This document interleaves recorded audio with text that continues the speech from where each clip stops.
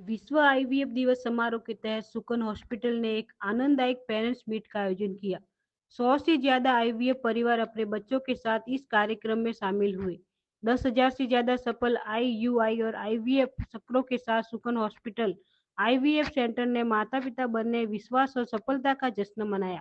विश्व आईवीएफ दिवस समारोह के तहत सुकन हॉस्पिटल आईवीएफ सेंटर ने एक भावनात्मक पेरेंट्स मीट का आयोजन किया। डॉक्टर प्रकाश पटेल सुकन हॉस्पिटल અને આઈવીએફ સેન્ટરથી વર્લ્ડ આઈવીએફ ડે 25 જુલાઈ એ નિમિત્તે સુકન હોસ્પિટલમાંથી અમે એક સેલિબ્રેશન રાખેલ છે, જેમાં 100 કપલ્સથી વધારે અમે અહીંયા સેલિબ્રેશનમાં ભેગા થયા છીએ, જે ઘણા બધા સમયથી 10, 15, 20 વર્ષ પછી પણ જ્યારે બાળક ના રહે ત્યારે ફર્ટિલિટીની ટ્રીટમેન્ટ જે આઈવીએફ કર્યા પછી જે સંતોષ મળે છે કપલનો, એના માટેની આનંદની લાગણીઓ માટે અમે ભેગા થયા છીએ।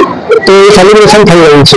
હોસ્પિટલમાં આઈયુઆઈ અને આઈવીએફ પદ્ધતિથી 5,000થી વધારે લોકોએ અમારો સંપર્ક કર્યો છે અને અમને લાભ મળેલ છે।